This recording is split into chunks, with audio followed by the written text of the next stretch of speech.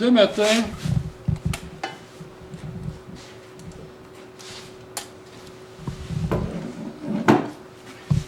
on va demander au Seigneur son aide parce que j'en ai besoin, comme à tous les matins. Et que prions ensemble avant de débuter dans son étude, dans son message à lui. Papa du ciel, on est heureux, Seigneur, d'être ensemble. On est heureux, Seigneur, de pouvoir scruter ta parole, pouvoir découvrir, Seigneur, toutes les bénédictions que tu veux nous accorder, que tu veux nous révéler aussi, Seigneur, les parties de toi qu'on ne connaît pas, qu'on ne sait pas, mais Seigneur, avec ton aide, avec toi qui nous les divulgue, et ton Esprit Saint qui est là pour nous aider à les mettre en pratique, puisses-tu nous bénir ce matin ensemble à travers cette petite étude. Amen. Amen. Amen. Madame? Ah oui, oui. On continue. Et encore une fois. Bon. Dans Isaïe 7:1, ça dit, « C'est pourquoi le Seigneur lui-même vous donnera un signe. Voici, la jeune fille deviendra enceinte, elle enfantera un fils, elle lui donnera le nom d'Emmanuel. » Ça, c'est l'entrée en matière. La petite mémoire va essayer de se souvenir de ce que mon but était en faisant ces recherches et ces études. Le but était de faire comprendre et de saisir tout ce que Dieu a fait pour que son Fils vienne sur terre. Le but de ça, de cette étude-là, c'est ceci, de voir combien Dieu a déployé tout ce qu'il y avait pour faire venir son Fils et aussi avertir son peuple. On peut aller au suivant, s'il vous plaît.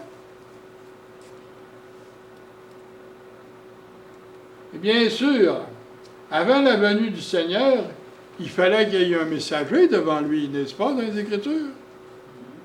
Et ce messager, le Seigneur a déployé un ange pour aller avertir ce messager que le père du messager aurait un fils, sa prière sera exaucée, et on peut aller au verset. Or, pendant qu'il sait qu'il était de ses fonctions devant Dieu, selon le tour de sa classe, il fut appelé par le sort. Vous regardez, appelé par le sort. Gardien, il dépend du sort avec le Seigneur, c'est déjà appelé, mais déjà le Seigneur avait pourvu. On continue. D'après les règles du sacerdoce, à entrer dans le temple du Seigneur pour offrir le parfum. On continue. Toute la multitude du peuple était dehors à prier à l'heure du parfum. On continue.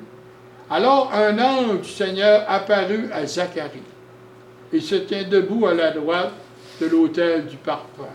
Vas-y. Zacharie fut troublé à la voix et à la frayeur s'empara de lui. Imaginez-vous, tout le monde, vous êtes ici dans le coin, vous êtes en train de préparer, mettons comme le repas du Seigneur, exemple. Vous êtes en train de préparer le repas du Seigneur avec le jus de raisin, le vin, le pain ou les galettes de sans levure qu'il y en a qui utilisent.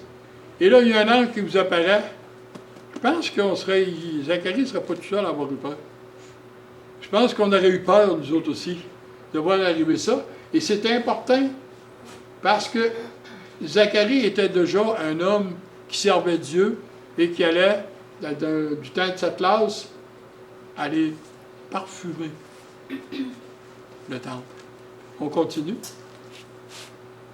Mais l'ange lui dit, ne crains point. J'aimerais attirer votre attention sur ne crains point. Paul, comment il y a des versets qui disent ça dans les Écritures? Ne crains point. 365. 365 fois. Donc, une fois par jour. C'est pas intéressant? Une fois par jour, le Seigneur il dit, regarde tes péripéties, tes affaires vont arriver, mais ne crains point. Je suis là. Et Zacharie, tout étonné, tout prouvé, il dit, ne crains point, Zacharie, car ta prière a été exaucée. Encore là, on pourrait dire, Seigneur, tu as exaucé ma prière? Dans mon cas, ce serait pour notre fille Marie-Hélène, qui est la seule de nos enfants qui n'est pas sauvée. Ce serait pour elle. Et si Dieu permettrait qu'elle serait exaucée, on serait un petit peu surpris comme Zacharie. Parce que le travail du Seigneur, est toujours assez intéressant de le voir et de scruter qu'est-ce qu'il a fait. Il y a un film aussi qui parle de « Je ne peux imaginer », le film La Voix du pardon. Je ne sais pas si vous avez vu. Non. Non. C'est un jeune qui est maltraité par son père. Sa mère est battue. Et le jeune est battu. Puis il part de la maison, il fait toute son adolescence, toute sa vie en dehors de la maison, pour finalement arriver plus grand pour aller voir qu'est-ce qui se passe chez eux. Et il découvre que son père est dans quelques temps, va décéder. Mais il découvre aussi qu'il est devenu chrétien et qu'il a reçu le pardon de Dieu. Imaginez-vous l'enfant, son fils, qui a composé ce chant-là parce qu'il a eu de la misère à croire que Dieu avait sauvé son père. C'est ça l'histoire du film, grosso modo. Et bien sûr, ta femme Élisabeth enfantera un fils et tu lui donneras le nom de Jean. En plus de dire que ta prière va être réalisée, il a même spécifié le nom. Mais que le Seigneur ne fait pas les choses à moitié. On continue, s'il te plaît. Il sera pour toi un sujet de joie, j'espère. Qui de nous, comme papa, ne voudrait pas avoir un fils? Hein? D'allégresse, et plusieurs se réjouiront de sa naissance. Et on continue. Car il sera grand devant le Seigneur, il ne boira ni vin ni liqueur enivrant, et il sera rempli de l'Esprit dès le sein de sa mère. On continue. Il ramènera plusieurs des fils d'Israël au Seigneur leur Dieu. Vous savez déjà ça, là? C'était le ministère prévu de Jean-Baptiste. Hein? On continue.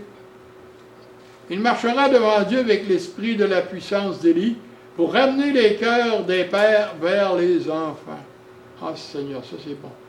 Et les rebelles à la sagesse des justes, afin de préparer au Seigneur un peuple bien disposé. On va revenir là-dessus plus tard. On continue. Zacharie dit à l'ange, « À quoi reconnaîtrai-je cela, car je suis vieux et ma femme est avancée en âge? » Attends un petit peu. Voyez-vous, ici, il y a l'ange du Seigneur devant lui. Mais c'est pas assez. Ça prend un autre signe. Savez-vous qu'on est comme ça, hein?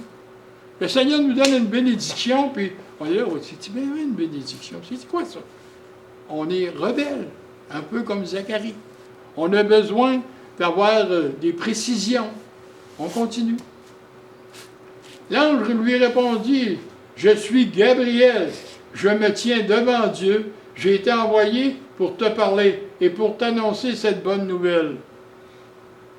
Et voici, tu seras muet. » Il est malaisé de glorifier Dieu à haute voix quand tu es muet. Et tu ne pourras parler jusqu'au jour où ces choses arriveront, parce que tu n'as pas cru à mes paroles qui s'accompliront en leur temps. Wow! Vous savez que les anges, faire attention, hein, quand vous avez un ange qui vous apparaît, faire très attention parce qu'ils se tiennent devant Dieu, mais Dieu leur a donné quand même le pouvoir de faire des choses. Il a rendu Zacharie muet. Il va être muet jusqu'au jour où est-ce que son fils va venir au monde. C'est pas drôle pour un père de famille, ça. Hey, mes amis, les amis, Dieu m'a parlé. Il n'est pas capable. De ce temps-là, il y avait des tablettes de pierre pour écrire ou des petites ardoises que les plus vieux ils ont eu quand on allait à l'école. Et on continue. Une chose est sûre aussi, mais la seconde annonce que le Seigneur fait, il faut qu'il crée un lien avec une dame, mais cette dame-là est de la famille du roi David. Et son mari aussi, Joseph. On continue, s'il te plaît.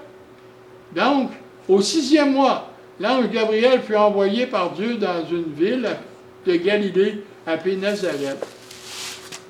Ici, c'est intéressant de voir que tous les Juifs de Jérusalem, en Judée, n'aimaient pas trop les Samaritains et les Galiléens. Même si c'était les tribus d'Israël, ils les aimaient pas trop parce que les autres, ils disaient, nous, on a le temple, on est correct, on a la loi de Moïse, on est correct, les autres, ils font toutes sortes d'autres choses, ils ne sont pas corrects. Et c'est comme ça. Mais l'ange est envoyé pas en Judée. On aurait dit que Dieu ne voulait pas que les gens de la Judée aient encore de quoi pour se glorifier encore plus. Il a envoyé ça aux plus humbles de son peuple, c'est-à-dire à Nazareth, en Galilée. On continue. Auprès d'une vierge fiancée à un homme de la maison de David, nommé Joseph. Le nom de la vierge était Marie. On continue. L'ange entra chez elle et dit, « Je te salue, toi, à qui une grâce a été faite. Le Seigneur est avec toi. » Il cite une grâce. Hein? On entend souvent, depuis que je suis petit, mais j'entendais Marie pleine de grâce. C'est pas pleine de grâce, c'est une grâce lui a été faite. Nous, on a reçu le salut. On n'a pas reçu 56 saluts, on a reçu le salut.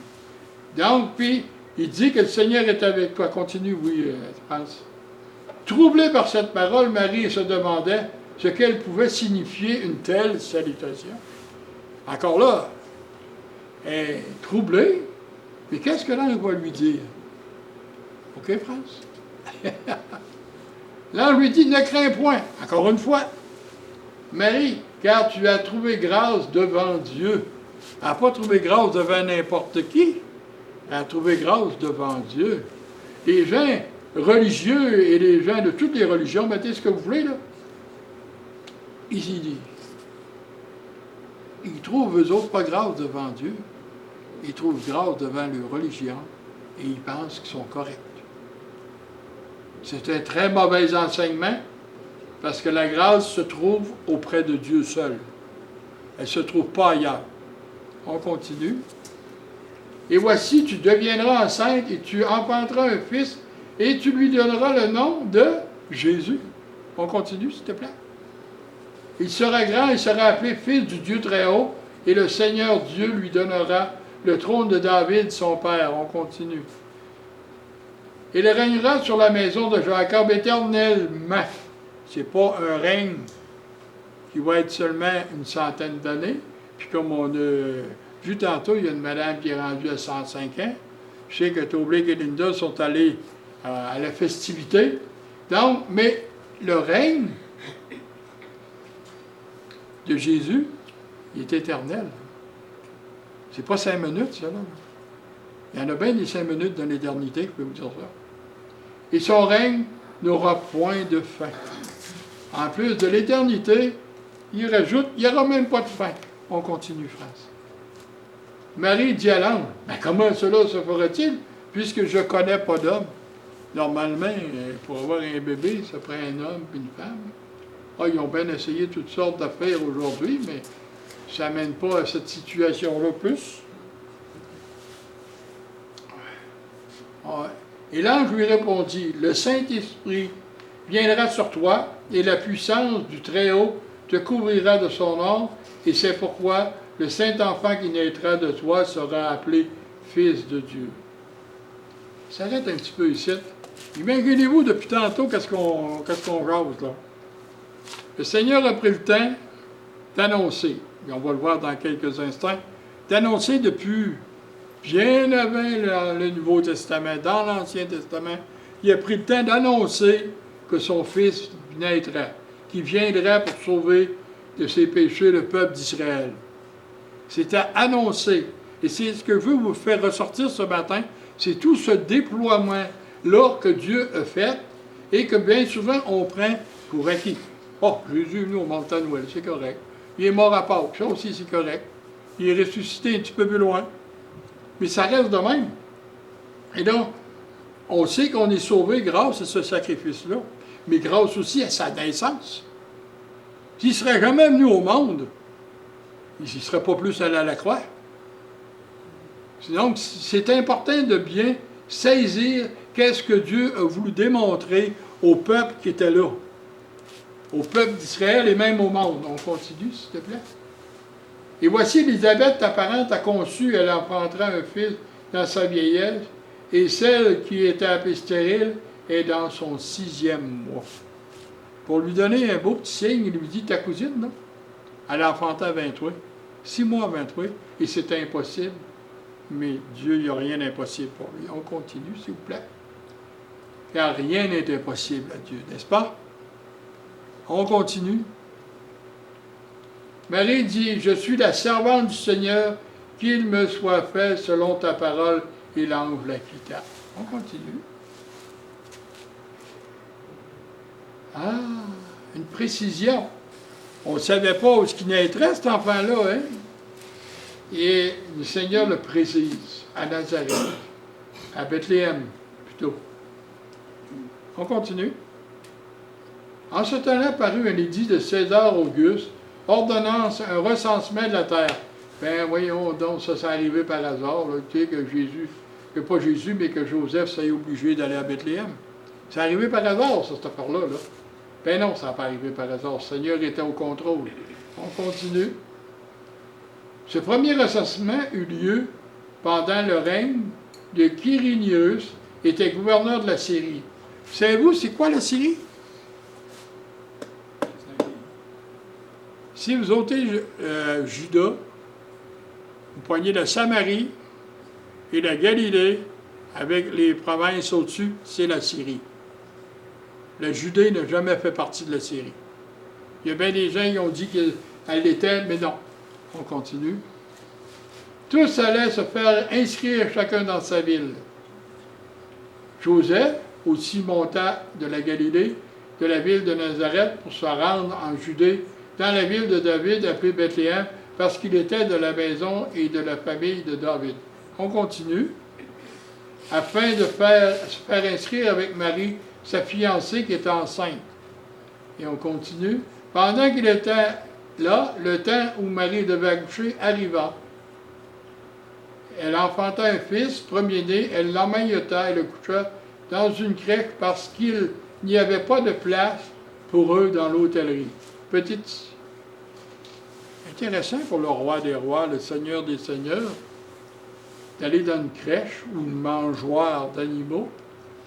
Il n'y avait pas de place dans l'hôtellerie. Est-ce qu'on a de la place dans notre cœur, dans notre âme, pour garder et toutes les bénédictions que notre Sauveur nous envoie? Ou si on fait comme les hôteliers, on n'a pas de place.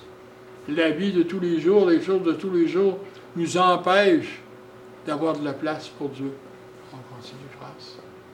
Il y avait dans cette même contrée des bergers qui passaient dans les champs les veilles de la nuit pour garder leurs troupeaux.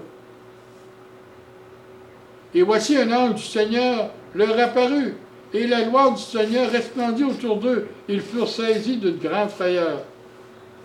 Imaginez-vous, si vous ne gardez pas des troupeaux, mais comme notre sœur, elle a des petits animaux, et il arriverait aux alentours de ces petits bâtiments, un ange arriverait qui dirait, je viens t'apporter une bonne nouvelle. Là, il apparaît en grandeur. Je pense qu'elle arrête la frayeur plus beau aussi. Mais l'ange lui dit, ne crains point. Depuis tantôt, on a ce bout de verset-là accroché. Car je vous annonce une bonne nouvelle qui sera pour tout le peuple le sujet d'une grande joie. C'est qu'aujourd'hui, dans la ville de David, il nous est né un sauveur qui est le Christ, le Seigneur. On continue. Et voici à quel signe vous le reconnaîtrez. Vous le trouverez un enfant emmailloté et couché dans une crèche. Comment il savait ça, lui? Hein? L'ange, comment il savait ça qu'il serait couché dans une crèche? Dieu lui a dit. Oui. Dieu lui avait dit, parce que là, il était le messager de Dieu pour les bergers et pour tous ceux qui ont besoin de croire à la naissance véritable de Jésus. On continue. Et soudain, il se joignit à l'ange une multitude de l'armée céleste louant Dieu en disant « Gloire à Dieu dans les lieux très hauts et paix sur la terre parmi les hommes qui l'agréent. » Vous savez, quand la chorale est arrivée, céleste, l'armée céleste en chorale, là, imaginez-vous ça, là, vous avez un bel écran de 72 ou 80 pouces, c'est pas assez grand. C'est le ciel. Imaginez-vous comme système de son, tout ça, le Seigneur, il y en a un très puissant. Et il peut nous faire peur, mais il peut aussi nous réjouir et nous emmener des belles choses. On continue. Lorsque l'ange les eut quittés pour retourner au ciel, les bergers se dirent les uns aux autres, allons jusqu'à Bethléem et voyons ce qui est arrivé et ce que le Seigneur nous a fait connaître. Ça vous arrive-t-il que Dieu vous fasse connaître des choses? Moi, ça m'arrive assez régulièrement. Il fait nous reconnaître que je devrais me discipliner dans certaines choses. Parce que je ne fais pas toujours les choses correctement. Je suis encore dans ma vieille tente, je suis encore dans un... Mon âme est encore dans un corps humain. Et le corps humain, mais corrompu. On ne peut pas se le cacher, ça. Donc, il nous a fait connaître quoi? On continue.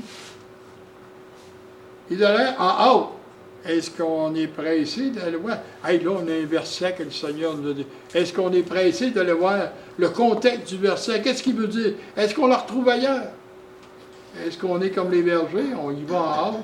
Ils trouvèrent Marie et Joseph et le petit enfant couché dans la crèche. Le petit enfant, lui, il est dans la crèche, bien emmailloté, et il reçoit ça de son père tout doucement. Mais imaginez-vous qu'est-ce que le père a fait pour que son enfant soit au monde. On continue. Après l'avoir vu, ils racontèrent tout ce qu'il avait été dit au sujet de ce petit enfant. Et on continue. Tous ceux qui les entendirent furent dans l'étonnement de ce que leur disaient les bergers. Hey, les bergers, ça, d'habitude, c'est qui, ça? C'était la classe base de la société. Ils ne pouvaient pas faire d'autre chose que garder des moutons. Et pourquoi que le Seigneur a commencé à parler quand il est venu au monde? Envoyer son ange, avertir des bergers. Avertir ces bergers, il nous a montré l'armée du ciel, la chorale céleste. Vous pensez que le déploiement de puissance et de vérité que le Seigneur y a fait? Et ça nous emmène aussi, que les gens autour de nous devraient être étonnés qu'on est sauvés, qu'on a le salut de Dieu, qu'on a la grâce de Dieu en nous et qu'on peut le partager. Ils sont encore bien plus étonnés quand on leur dit « Hey, Dieu peut te pardonner, Dieu peut t'aider, Dieu t'aime. » Et vous savez, une petite anecdote, je vais faire une petite parenthèse, je vais vous conter. On était à une soirée d'évangélisation de Sainte-Marie dans Beauce. Et il y avait des enfants et une femme qui arrive avec son mari. Son mari n'était pas sauvé, mais le reste de la famille était sauvé.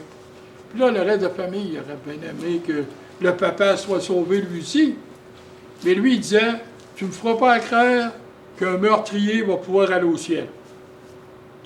J'ai dit, mon ami, j'ai un problème avec toi. Il dit, comment ça?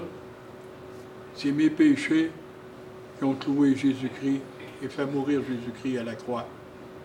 Fait que s'il me pardonnait, il peut pardonner aussi un meurtrier. Vous savez, les réponses des fois qu'on donne, qui nous concernent personnellement, qui viennent de notre cœur, de notre âme, a un effet que Dieu utilise. Il ne nous a pas donné un témoignage pour qu'on le garde, qu'on le cache. Il nous a donné un témoignage pour qu'on le révèle aux autres, qu'est-ce que Dieu a fait pour nous. Et on continue. Marie gardait toutes ces choses et les repassait dans son cœur.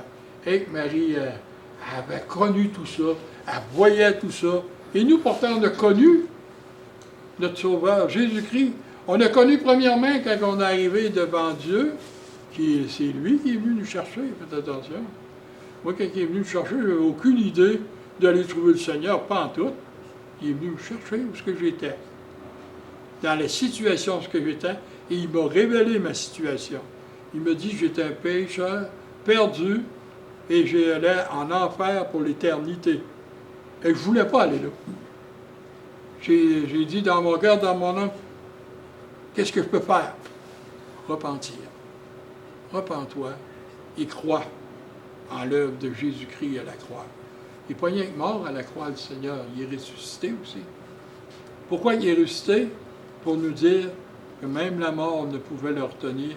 Et il est dit dans certains versets aussi que ceux que Dieu lui a donnés à son Fils, tous ceux qu'il lui a donnés, il dit qu'il va les ressusciter au dernier jour. Fait que vous faites partie de cette gang-là. Fait au jour où le Seigneur va revenir, là, malheureusement, pour un petit temps, on va ressusciter avec notre vieux corps, afin d'être capable de revêtir le corps céleste qui est préparé pour nous. Et on continue. Et Marie, elle répondait ça dans son cœur à tour de bras. Voici de quelle manière arriva la naissance de Jésus-Christ. Marie, sa mère, a été fiancée à Joseph, se trouvait enceinte, par la vertu du Saint-Esprit, avant qu'ils eussent habité ensemble. Fait que là, c'était impossible que Joseph soit le papa. Ça aussi, c'est un petit trait de lettre des Écritures qui est importante. Ça nous dit que c'est le Saint-Esprit, c'est la puissance de Dieu qui fait que Jésus est venu au monde d'une femme. On continue. Joseph, son époux, était un homme de bien et qui ne voulait pas la diffamer, se proposa de rompre secrètement avec elle. Pourquoi? Êtes-vous capable de me dire pourquoi? Il l'aimait. Oui, il l'aimait, mais il y avait des raisons, oui. Il était pour être lapidé. Oui. Parce que toute femme ou homme pris en plein grain délit d'adultère, là, vois-tu, Joseph, là, il n'était pas le papa, puis il se savait, lui. Donc, c'était qui le papa de l'enfant, là? Fait que l'imagination humaine emmenait que s'il était déclaré comme enceinte, et ne sachant dire que c'est Dieu qui l'a mis enceinte, qui l'aurait cru? Selon les rites et les lois d'Israël du temps, il l'aurait lapidé. C'est pour ça que Joseph, comme homme de bien, il savait qu'il y avait quelque chose qui se passait, mais pour pas qu'elle soit lapidée, puis diffamée, il se proposa de rompre secrètement. Il aurait pris un moyen, ça. Mais on continue. Comme il y pensait, voyez-vous, des fois on pense à des choses, hein? On veut régler les affaires par nous autres mêmes. On veut régler ça, puis on pense qu'on est capable. Voici un ange du Seigneur lui apparut ensemble et dit, Joseph, fils de David, il n'y a pas d'erreur, là. Joseph, fils de David, ne crains pas de prendre avec toi Marie, ta femme, car l'enfant qu'elle a conçu vient du Saint-Esprit. Alors, vous remarquez une chose, tantôt on parlait de fiancé, puis là, l'ange, lui, il dit, ta femme. Devant Dieu, c'était sa femme.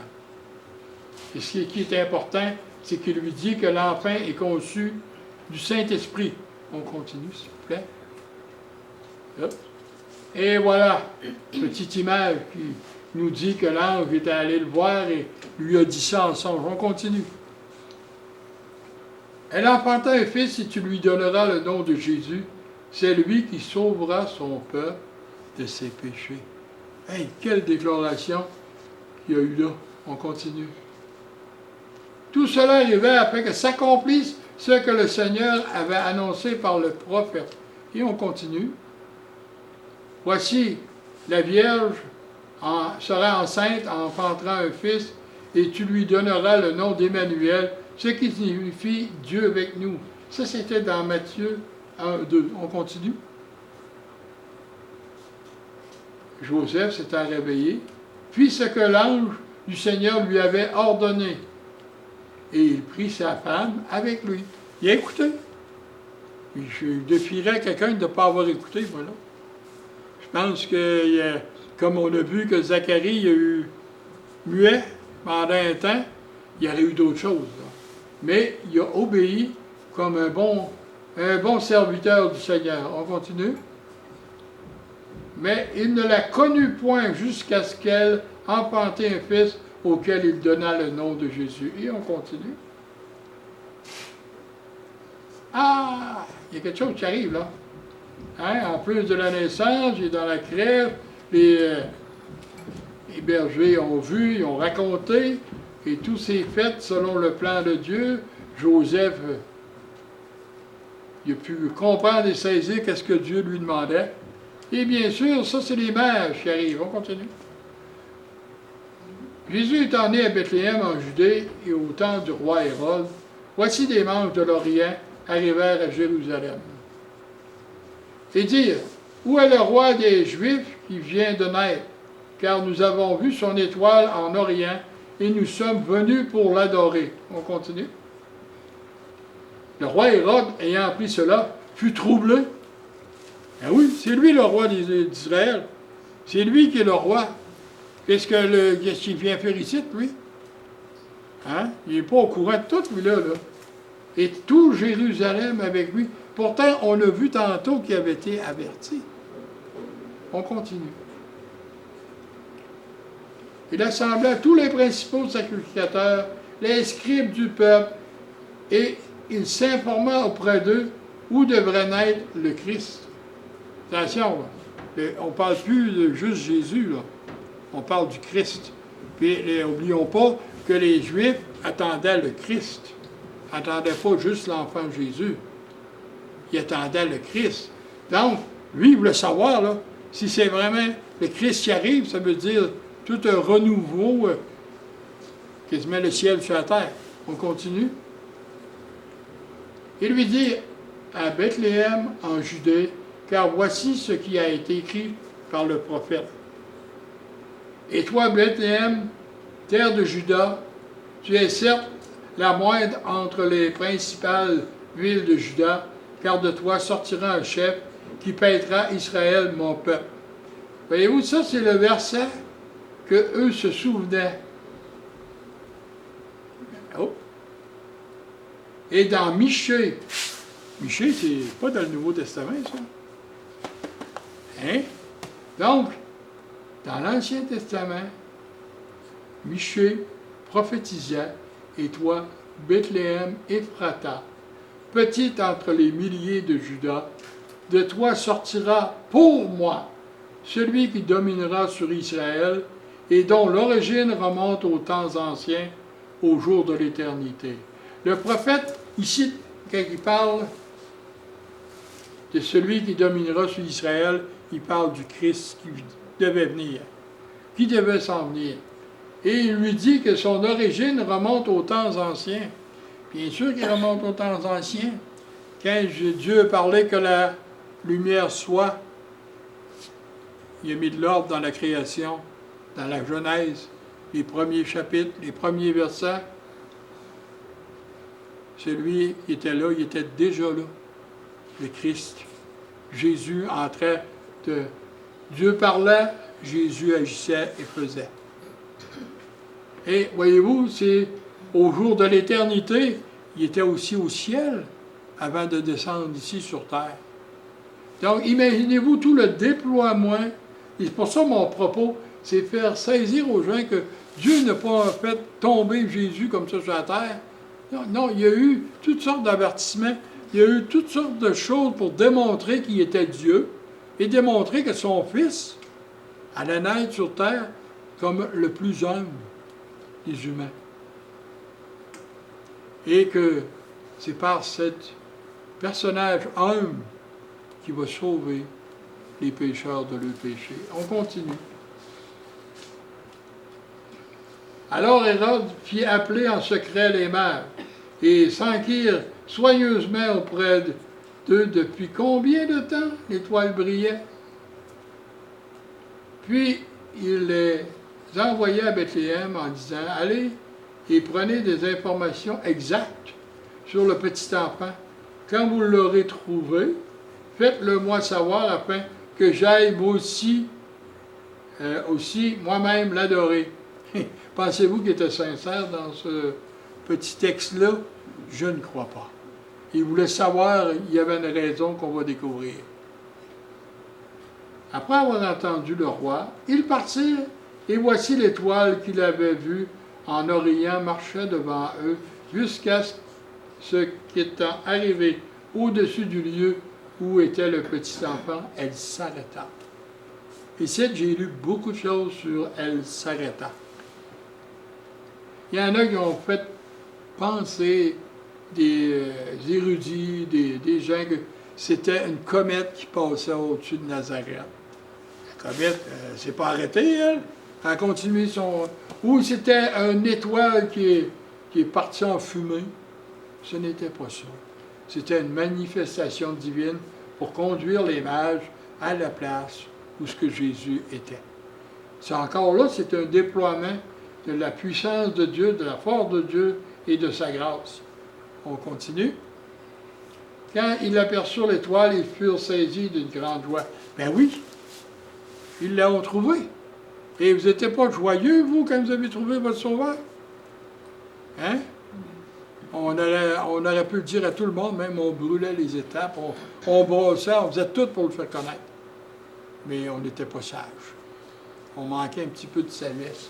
Eux autres, comme ils virent l'étoile, ils furent saisis d'une grande joie. Je suis sûr que les rois avaient probablement des servants. Je veux dire, les mères avaient probablement des serviteurs ou des choses avec eux qui les accompagnaient. Et là, toute la panoplie s'est réjouie devant l'étoile qui arrête. On continue. Ils entrèrent dans la maison, virent le petit enfant avec Marie, sa mère, et se prosternèrent et l'adorèrent. Ils ouvrirent ensuite leur trésor et lui offrirent en présent de l'or, de l'encens et de la myrrhe. Eux, il y avait ça à offrir. Mais nous, qu'est-ce qu'on a à offrir au Seigneur? Tout ce qu'on est. Notre corps, notre âme, notre esprit, on a tout ça à offrir au Seigneur pour qu'il puisse s'en servir comme il veut. On continue. Puis, divinement avertis ensemble de ne pas retourner vers Hérode, ils regagnèrent leur pays par un chemin différent. Un autre chemin. Le Seigneur ne voulait pas qu'Hérode sache exactement où ce que le petit enfant était, parce qu'il savait vraiment qu'est-ce qui se passera. Et on continue, France. Lorsqu'ils furent partis, voici un ange du Seigneur apparut à Joseph et dit, « Lève-toi, prends le petit enfant et sa mère, fuis en Égypte et reste ici jusqu'à ce que je te parle, car Hérode cherche le petit enfant pour le faire périr. » L'ange avertit Joseph. Il n'avertit pas les bergers. Il n'avertit pas le reste de Bethléem. Il n'avertit pas le roi Hérode.